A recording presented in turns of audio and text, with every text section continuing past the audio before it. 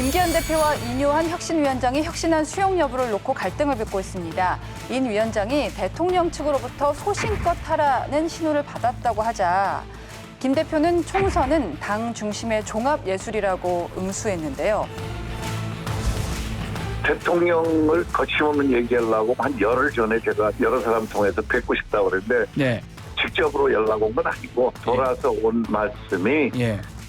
만남은 오해 소지가 너무 크다. 그래서 지금 하고 있는 거를 소신껏 생각껏 맡아서 당과 우리가 필요한 거를 거침없이 해라. 이런 신호가 와서요. 혁신위원회가 제안하는 여러 가지 발전적 제안에 대해서는 존중하고 그것이 공식 기구를 통해서 잘 논의되도록 그렇게 절차가 진행 중에 있습니다.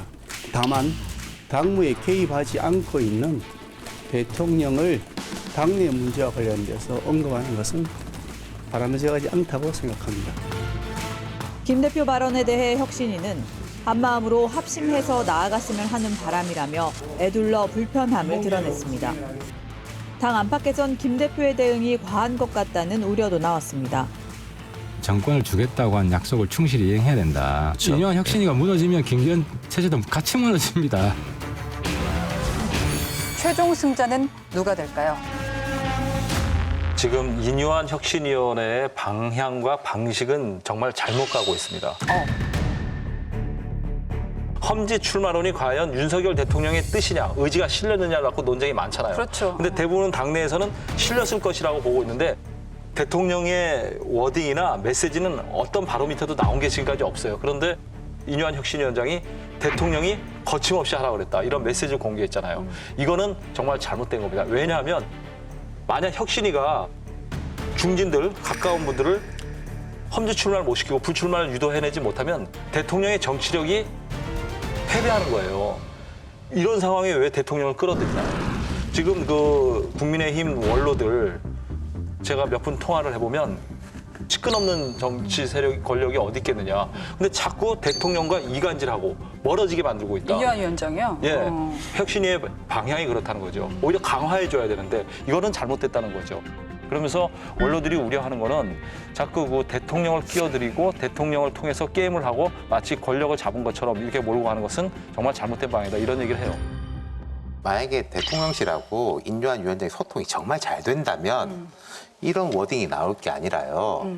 대통령실에도 거침없이 이야기할 것이다. 오히려. 혁신 앞에는 성역이 없다. 그럼요. 소통이 아주 잘 되면 오히려 그렇게 이야기를 할 수도 있는 거죠. 제가 인요한 위원장은 다른 사람들은 이분이 현실 정치 경험이 없는데도 불구하고 되게 잘한다라고 생각하고 있는데 이거 한 번은 그러니까 아마 답답했겠죠. 김기현, 장제원 두 축이 굳건히 이렇게 버티니까 그렇게 했을 건데 근데 제가 말씀드린 대로 만약에 인요한 위원장이 발언을 했다면 여론이 훨씬 더 지지할 것이고 김기현, 장제원 두 사람이 훨씬 더 곤란해졌을 거예요. 이때 이 상황에서 김기현 대표가 혁신하라고 정권을 준다고 했더니 나보고 혁신하라고 하고 또 혁신위가 무너지면 지도부도 위험하지 않습니까? 그 말은 나만 빼고 다 혁신하라는 얘기였죠. 네. 근데 본인까지 포함시키니까 당혹스러우신 거죠. 근데 이대로 혁신위가 뭐 예를 들어서 다 자진 해산한다든지 무너져 버리면은 지도부에도 좋을 게 없거든요. 그럼요. 지금 국민의힘 주변에서 어떻게 보고 있냐면 결국 혁신위원회는 조기 종료될 것이라고 보고 있어요. 결국 그렇게 되면 김기현 대표도 당대표직을 떠날 수밖에 없다. 결국은 12월 정도에 비대위 체제로 갈 수밖에 없을 것이다. 이런 식으로 보고 있습니다. 인요한, 김기현 두 분을 보자면은 자, 인요한이 김기현을 굴복시킨다. 되게 잡음이 일어나겠죠. 그리고 인요한이라는 사람은 여론을 등에 업고 있을 수밖에 없는데 굴복이라는 게 성립하기도 어렵고요. 그럼 파국을 갈 수 있겠죠. 김기현이 인요한을 굴복시킨다. 그럼 가능은 하겠죠. 그러면은 국민들이 잘했다. 역시 김기현 대표 이제 정치력이 많이 늘었네. 좋아하겠습니까? 뭐로 데리고 왔냐고 제일 하겠죠. 좋은 거는 인요한의 요구를 김기현이 수용하는 형식으로 되는 게 오히려. 형식적 틀거리로 치면 그러한 것이고 거기다가 김기현 대표 입장에서는 장제원 의원하고 한묶음이 되는 게 과연 좋을 것이냐. 2주 전에 제가 출연했을 때 시장님께서 장제원은 끝까지 버틸 사람이다 말씀하시고 저는 그분은 끝까지 버티겠지만 버티는 만큼 압력은 높아질 거다. 뭐 둘 다 맞는 말 같습니다. 인요한 위원회는 통합과 혁신 뭐 이런 얘기를 들고 나왔습니다. 그래서 그 혁신으로는 소위 국회의원들이 그동안 누리던 특권 이런 것을 법에 의해서 줄이지 못하더라도 우리 당이 자발적으로 줄이자. 이 부분에 대해서는 누구나 동의할 것이고요. 또 하나는 왜 영남 중진 얘기를 하느냐라고 하면 지금 수도권에 경쟁력 있는 분들이 없지 않느냐. 그렇다라고 하면 좀 경쟁력 있는 분들을 차출해야 되지 않겠냐. 이런 목적이 하나 있을 것이고요. 두 번째는 어쨌든 윤석열 정부를 주도해왔던 정치인들이 강서구청장에서 심판을 받았다라고 하면 그걸 책임져야 되지 않겠느냐. 이 여론은 저는 상당히 있다고 생각합니다. 이것이 영남 의원 전체다 이렇게 생각하지는 않고요. 예. 지금 이게 타겟팅을 딱 누굴 해서 얘기하는 것은 저는 아니라고 생각합니다. 근데 왠지 자기 발이 저려서 먼저 나는 못 가 이렇게 얘기하는 분도 계시고 그래서 저는 오히려 김기현 대표나 소위 영남 중진들이 우리가 뜻을 같이 하겠다. 그렇게 해주면 오히려 더 혁신의 분위기가 더 살지 않을까. 김종인 비대위 시절에 상징적으로 2명을 이렇게 했지 않습니까? 네. 이해찬, 정청래. 그때 김종인 위원장이 되게 칼을 많이 휘두른 것 같았지만은 상징적인 명. 사람 2사람 정도고. 그러나 가장 핵심. 예. 그때 유인태 뭐 정무수석 같은 경우 스스로 불출마 선언하면서 분위기 맞춰주고 그런 식으로 간 거지. 여기서 영남 중진 솔직히 험지 출마라고 해가지고 할 수 있는 사람이 누가 있습니까? 그것도 이제 한두 명 이야기인 거지. 저는 그 말이 그렇지 실제로 험지 출마하는 소리도 아니라고 봐요. 저는 김한길 국민통합위원장의 생각이라고 저는 봐요. 그 대통령의 메시지를 전해줬다는 분도 김한길 국민통합위원장일 거라고 추정을 합니다. 뭐 근거는 없어요. 제가 취재한 건 아니니까. 그런데 김한길 위원장의 생각은 국민의힘을 이번에야말로 변화시키겠다. 그 방법은 중진 물갈이다. 네. 특히 중진이라는 분들이 영남 출신들이 많잖아요. 이분들을 교체를 해야만이 국민의힘이 새로운 당으로 태어날 수 있다. 그것이 윤석열 당이다. 라고 생각하시는 것 같아요. 제가 강격대 시청자 여러분들한테 저만의 판단 기준을 하나 제시해 드린다면 혁신위원회가 끝난 다음에 김기현 대표 체제가 어떻게 되나 한번 보십시오. 만약에 비대위 체제로 간다면 김기현 대표 체제를 당에서 버리면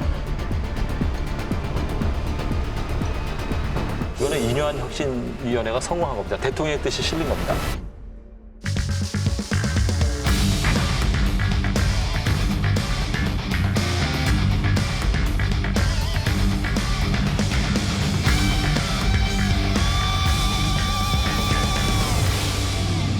김기현 대표와 인요한 혁신위원장이 반갑게 악수한 뒤 나란히 앉습니다. 힘드시죠? 아유, 뭐 살아 있습니다. 대단하셔.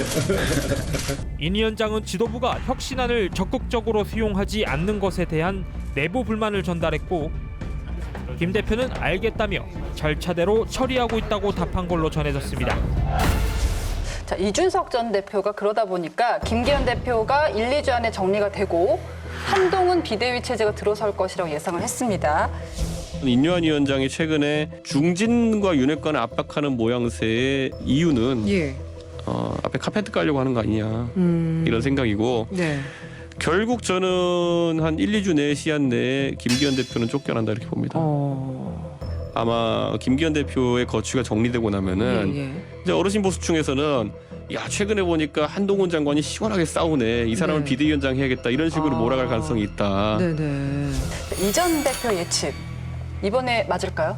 근데 그 강서구청장 선거 끝나고도 2주라고 했어요. 2주라고 했기 때문에. 근데 저는 이렇게 본 게 이게 사람들이 한동훈 장관이 비대위원장을 맡는 거는 저는 조금 무리라고 생각해요. 그 개인의 역량의 뭐 문제가 아니라 훈련이 안 돼 있는 사람이기 때문에 바로 그런 걸 시킬 수는 없다고 보죠. 저는 전망하는 사람은 아니지만 한동훈 비대위를 선택한다면 최악의 카드예요. 최악이다? 네. 왜 그렇습니까? 한동훈 장관은 선수로 뛰게 해야죠. 플레이어가 돼야 된다. 윤핵관의 시대에서 검핵관의 시대로 넘어간다.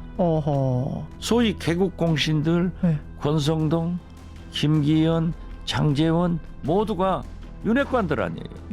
그러면 거기 그 자리에 양지에 검찰 출신 검핵관들을 넣기 위해서 그러는 것 아니에요. 그렇기 때문에 저는 한동훈 법무부 장관이 가는 것 아닌가.